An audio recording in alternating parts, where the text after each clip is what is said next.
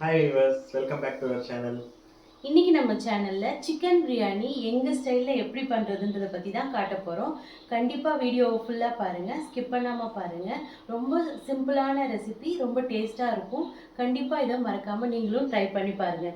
வாங்க வீடியோக்குள்ள போலாம்.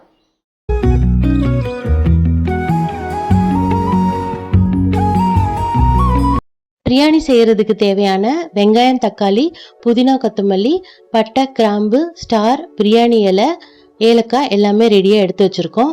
1 kg பிரியாணி செய்கிறதுக்கு 1/2 kg வெங்காயம், தக்காளி, 2 பச்சை மிளகாய் எடுத்திருக்கோம். 1 கிலோ சிக்கன் பிரியாணி செய்ய போகிறோம். சிக்கன் 1 kg வாஷ் பண்ணி எடுத்து வச்சுருக்கேன். 1 கிலோ பாஸ்மதி ரைஸ் எடுத்துக்க போகிறோம். பாத்திரம் சூடானதுக்கப்புறம் ஒரு 250 ml ஆயில் சேர்த்துக்கலாம். ஆயில் சூடாயிடுச்சு. பட்டை, கிராம்பு, ஏலக்காய், ஸ்டார், பிரியாணி இலை எல்லாத்தையும் சேர்த்துடலாம். இது பொரிஞ்சு வரும்போது வெங்காயமும் பச்சை மிளகாவும் சேர்த்துக்கலாம்.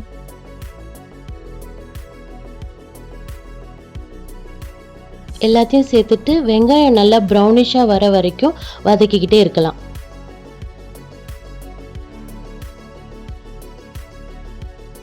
பக்கத்தில் வந்து நாங்கள் சிக்கன் கிரேவி ரெடி பண்ணிகிட்ருக்கோம். அதுவும் சைடில் ரெடி ஆகிட்டே இருக்குது. குக் பண்ணும்போது யூஸ்வலாக என்னோடய ஹஸ்பண்ட் வந்து ஹெல்ப் பண்ணுவாங்க. இன்றைக்கின்னு இல்லை, டே 1 எங்களுக்கு கல்யாணம் ஆனதுலேருந்தே வந்து நான் எப்போ சமைச்சாலும் என் கூடயே வந்து நின்றுடுவாங்க. ஹெல்ப்ஃபுல்லாக இருப்பாங்க ரொம்பவே.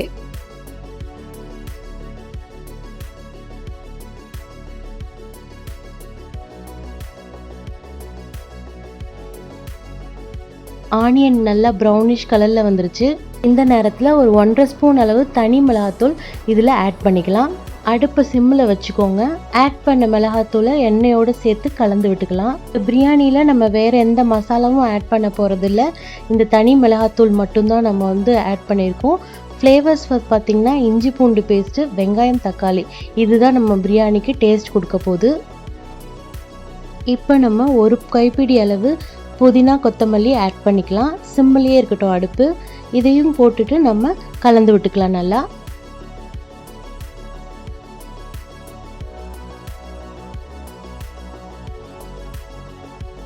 இப்போ நம்ம 250 கிராம் அளவு இஞ்சி பூண்டு பேஸ்ட் வந்து அரைச்சி வச்சுருந்ததை எடுத்து இதோட ஆட் பண்ணிக்கலாம். இந்த பேஸ்ட் ஆட் பண்ணிவிட்டு 2 நிமிஷம் நல்லா கலந்து விட்டுக்கோங்க.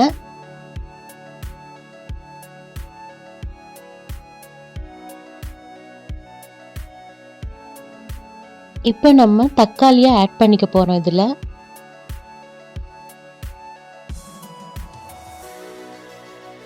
ஒரு கை அளவு கல்லுப்பு ஆட் பண்ணிட்டு நல்லா கலந்து கொடுத்துக்கலாம்.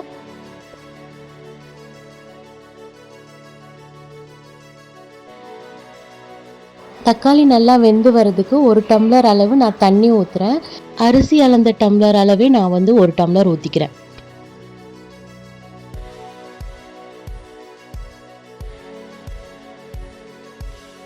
தண்ணி ஊற்றி நல்லா மிக்ஸ் பண்ணிவிட்டு பாத்திரத்தை மூடி வச்சிடலாம்.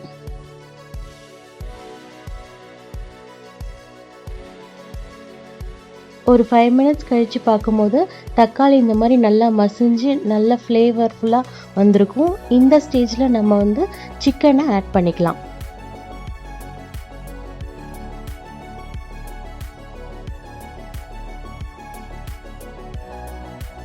ஒரு கிலோ பிரியாணிக்கு நம்ம 1 கிலோ சிக்கன் வந்து ஆட் பண்ணுறோம்.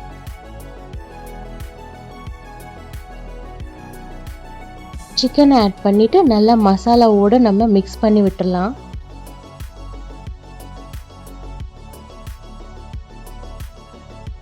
சிக்கன் வந்து நல்லா மசாலாவோட மிக்ஸ் ஆகிருக்கு. இப்போ நம்ம கர்ட் ஆட் பண்ணிக்கலாம்.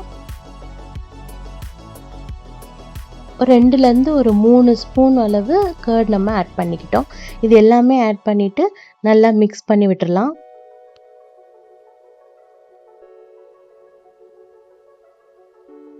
இப்போ சிக்கன் வேகிறதுக்காக நம்ம 2வது கிளாஸ் தண்ணி ஊற்ற போகிறோம்.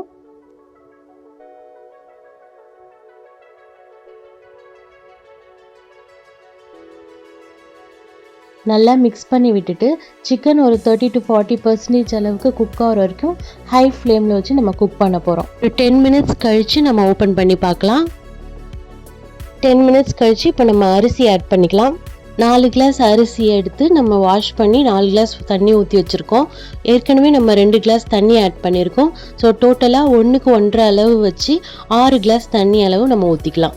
இந்த ஸ்டேஜில் உப்பு எவ்வளோ இருக்குன்னு பார்த்துக்கோங்க. உப்பு 1 பாயிண்ட் அளவு அதிகமாக இருக்கணும். அப்போ தான் அரிசி நல்லா வெந்து வரும்போது கரெக்டாக இருக்கும்.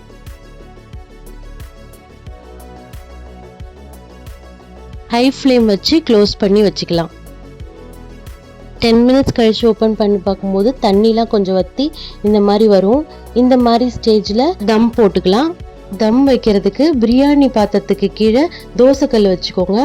மேலே வெயிட்டான பாத்திரமா ஏதாவது ஒன்று வச்சுக்கோங்க. சிம்மில் வச்சுட்டு அடிக்கடி செக் பண்ணிக்கோங்க நல்லா தண்ணி ட்ரை ஆயிடுச்சான்னு.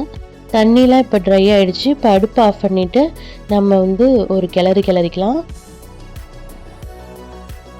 ஒரு ஸ்பூன் அளவு நெய் சேர்த்துட்டு நல்லா க்ளோஸ் பண்ணி வச்சுக்கோங்க. அவ்வளோதாங்க, இப்போ பிரியாணி ரெடி ஆயிடுச்சு. இந்த பிரியாணி பார்த்தீங்கன்னா குழந்தைங்க கூட விரும்பி சாப்பிடுவாங்க. காரம் கம்மியாக இருக்கும், நல்லா இருக்கும். நீங்களும் இந்த பிரியாணியை ட்ரை பண்ணி பார்த்துட்டு எப்படி இருந்ததுன்னு கமெண்ட் செக்ஷனில் சொல்லுங்கள். இந்த மாதிரி வீடியோஸ் பார்க்கணுன்னா நம்ம சேனலை மறக்காமல் சப்ஸ்கிரைப் பண்ணிக்கோங்க. அப்படியே பெல் பட்டனும் கிளிக் பண்ணிக்கோங்க. அப்போ தான் நம்ம அடுத்தடுத்து போடுற வீடியோ உங்களுக்கு தெரியும். Thank you friends.